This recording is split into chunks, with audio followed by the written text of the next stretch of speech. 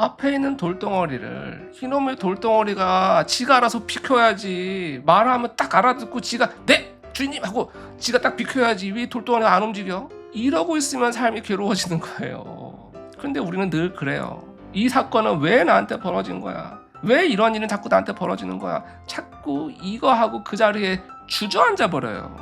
그래서 남들은 앞서갈 때 나는 여기서 멈춰고 정체돼 버리고 이 삶은 바뀌지 않는 거예요. 그럼 어떻게 해야 돼요?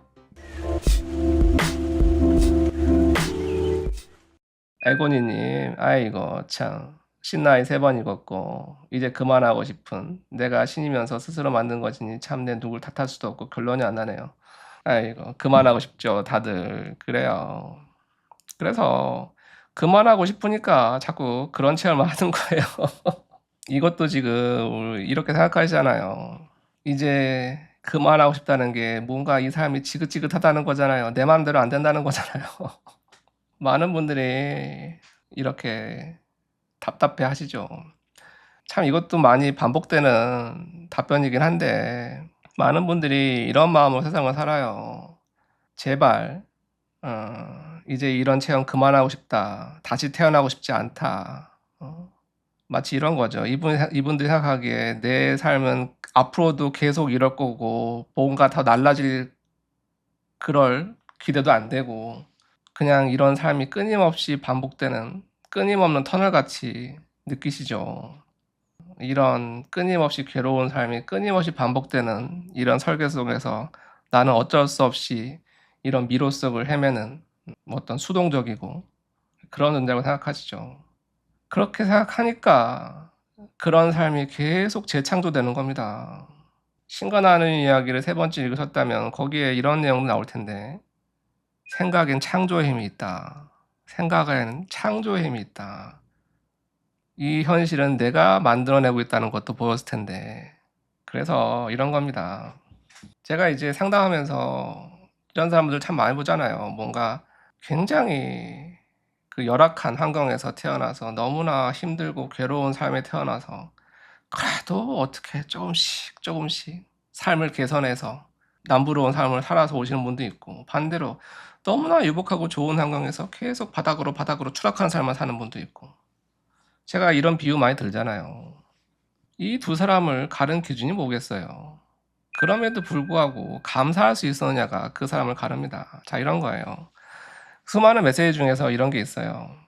이제 이런 체험을 그만하려면 어떻게 해야 되느냐. 하늘에서의 삶과 땅에서의 삶이 같아지면 이젠 더 이상 다시 태어날 이유가 없다. 하늘에서 이루어지듯이 땅에서 이루어지는 체험을 하게 되면 더 이상 다시 태어날 이유가 없다. 진정한 충만한 사랑을 체험하게 되면 더 이상 태어날 필요가 없다. 그 길을 가는 건 감사고 사랑이죠. 그런데 많은 분들이 거꾸로 가요. 나는 이 상을 억지로 사는 것 같고 강제로 어쩔 수 없이 살아야 되는 것 같고 이 계약은 언제 끝나나 이런 느낌을 살게 되죠.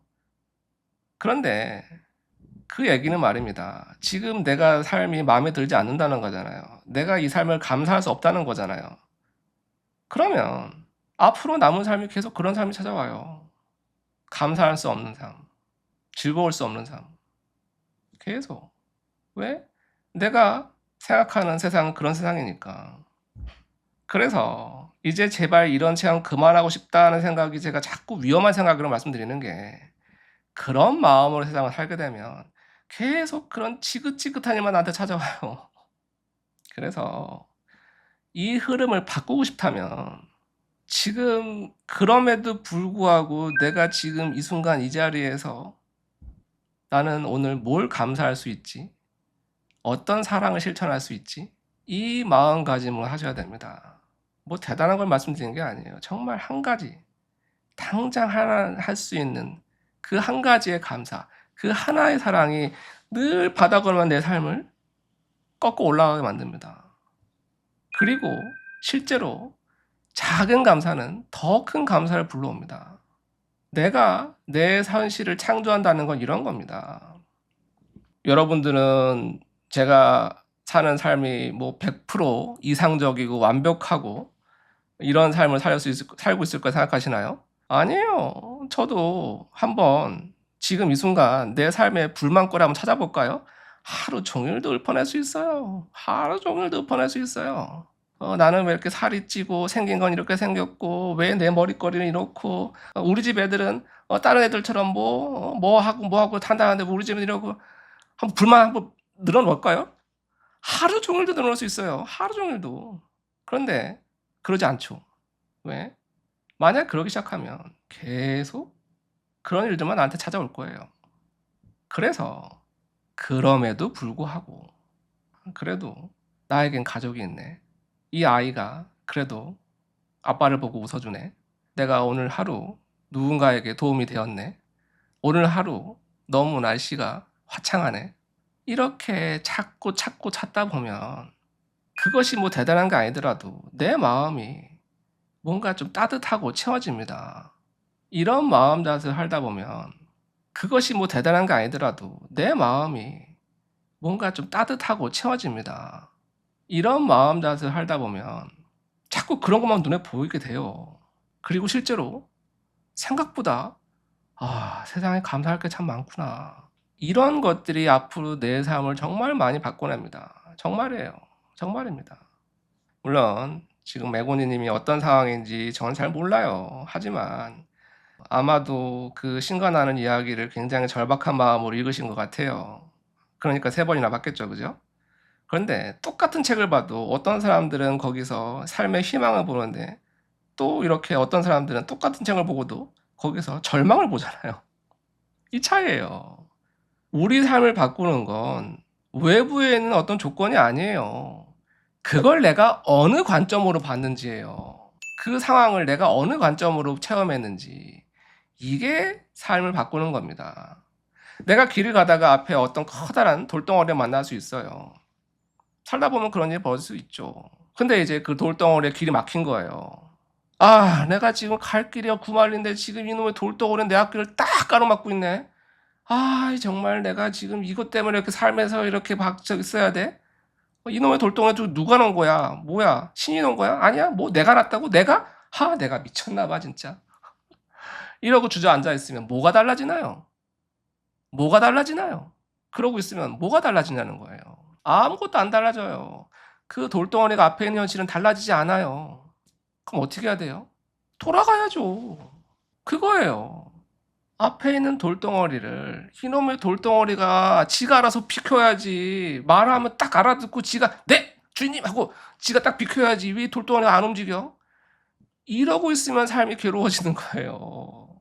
근데 우리는 늘 그래요. 이 사건은 왜 나한테 벌어진 거야? 왜 이런 일은 자꾸 나한테 벌어지는 거야? 자꾸 이거 하고 그 자리에 주저앉아 버려요.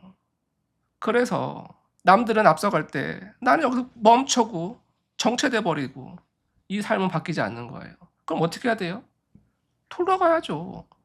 그 돌을 넘어가든가 일어서야죠, 최소한.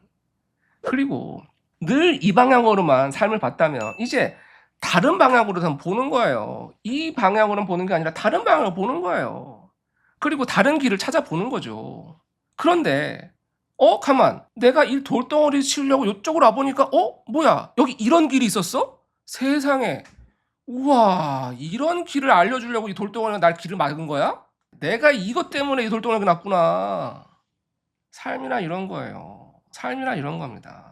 똑같은 돌덩어리가 앞에 부딪혔어도 어떤 사람은 그 돌덩어리 앞에서 주저앉고 원망하고 정체돼 버리지만 어떤 사람은 거기서 새로운 가능성을 찾아요. 바로 이걸 찾아내는 게 우리 삶의 진정한 묘미지. 내가 원하는 대로 되지 않는다고 주저앉아 버리는 게 삶이 아니에요.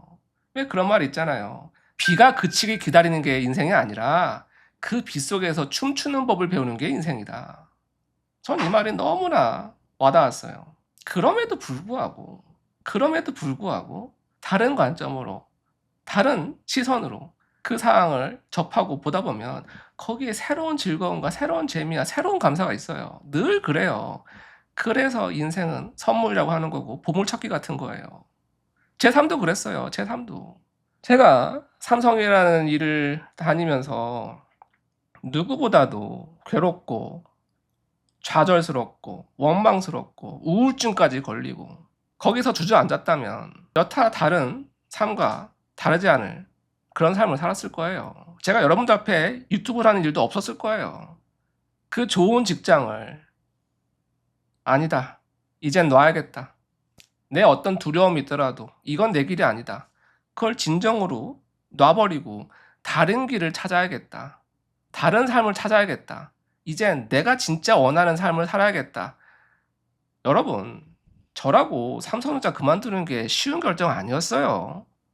그 여러분 월급장애 생활 해보신 분은 알겠지만 그 따박따박 들어오는 그 월급이 끊어진다는 공포와 불안은 엄청납니다. 엄청나요. 저도 그래서 그 삶을 버리지 못하고 끙끙거리며 우울증 걸려가며 회사를 다녔죠. 근데 더 이상은 아니다. 아니다. 이건 내가 원하는 삶이 아니다. 그러면 내가 원하는 삶을 찾아야겠다. 그리고 정말 한 걸음씩 움직였어요. 정말 한 걸음씩. 그 한 걸음씩 움직인 게 지금 여러분 앞에 있는 저입니다. 그리고 저는 제가 삼성에 다닐 때 일이 너무 잘 풀렸다면 전 여러분들 앞에 이러고 있지 않을 거예요. 뭐 나름 또 뭐 그런 삶을 살지 모르겠지만 인생이란 그런 겁니다. 나에게 닥친 그 고난이 당장 그 고난만 보면 불행하죠. 세상이 절망스럽죠. 원망스럽죠. 그런데 거기서 살짝만 관점을 바꾸고 거기서 한 걸음만 더 가고 그 한 걸음만 더 떼고 그 한 걸음 더 움직이고 다른 관점으로 다른 시선으로 세상을 보기 시작하면 그 길에서는 보지 못했던 엄청난 가능성과 선물이 기다리고 있다는 걸 뒤늦게 알게 되는 순간이 와요. 인생이란 그렇게 설계되어 있어요. 나에게 고난을 주기 위해서 설계된 게 아니라 그 고난에도 불구하고 새로운 가능성과 보물을 찾아내라고. 어떤 메시지에서는 늘 하늘에 사탕이 달려있다고. 그 어떤 고난 속에서도 받아먹을 사탕이 있다고 이렇게 표현도 하잖아요. 그런 겁니다. 이런 걸 발견하고 찾는 게 인생이고 이런 것들을 찾기 시작할 때 인생은 버라이어티하고 박진감 넘치고 즐겁고 살아있는 느낌이 나는 겁니다. 그래서 이 앞에 나를 막고 있는 돌덩어리가 비키길 기대하지 마시고 그 돌덩어리를 비켜가는 지혜를 그리고 거기서 새로운 기회를 찾는 거 그게 인생입니다. 바로 거기에서 진정한 인생의 변곡점을 찾게 되는 겁니다. 그래서 진정 빗속에서 춤출 수 있는 그 묘미를 깨닫는 삶을 살길 바라겠습니다. 그래서 그런 것들을 좀 더 찾을 수 있는 깨달음이나 희망과 통찰을 주기 위해서 제가 이 방송을 하는 거예요. 그래요, 새노라님. 저도 환자들 케어하는 일을 하지만 긍정적인 분들이 빨리 왔더라고요. 맞아요. 맞아요. 의료 현장의 분들인데 이걸 너무 잘 알아요. 소위 말해서 암에 걸리신 분들도 어떤 마음가짐에 따라서 똑같은 치료도 더 효과를 보고 아무리 좋은 치료도 효과를 안 보는 경우들 마음가짐에 달린 거예요. 의료계 현장에 계신 분들이 너무나 잘 알아요. 그리고 모든 것이 변했다라는 그 유명한 책이 있잖아요. 그 말기암에 걸렸는데 임사 체험을 하고 그 모든 암들이 싹 사라진 기적 같은 체험을 한 이게 왜 유명한 책이냐면 의학적 기록이 남아 있기 때문에 의학적 기록이 남아 있기 때문에 증거가 확실하기 때문에 그 사례가 유명하죠. 인생은 그런 거예요. 직업 나라는 아닌데 직업이랑 저를 자꾸 동시하게 돼요. 어떻게 마인드를 바꿀까요? 제가 여기서 영상 하나 올린 게 있는데 이런 거예요. 우리는 자꾸 이 거대한 회사에 작은 나라는 걸 두죠. 이래서 헷갈리는 거예요. 아닙니다. 내가 100년을 사는 큰 내가 있는데 거기에 그 직업이 잠깐 거쳐가는 거예요. 나라는 큰 이 포트폴리오에 잠시 이 한 부분을 채우는 걸 뿐이에요. 근데 우리는 자꾸 이 거대한 회사와 거대한 조직 속의 작은 나만 생각하죠. 바로 이 관점 때문에 그게 잘 안 되는 거예요. 다음에 더 좋은 내용과 방송으로 찾아뵙는 방송에 들어가겠습니다. 또 주말 잘 보내시고 다음에 더 힘차고 멋진 모습으로 다시 찾아뵙는 방송에 들어가겠습니다. 지금까지 무기신연구소의 석정훈이었습니다. 감사합니다.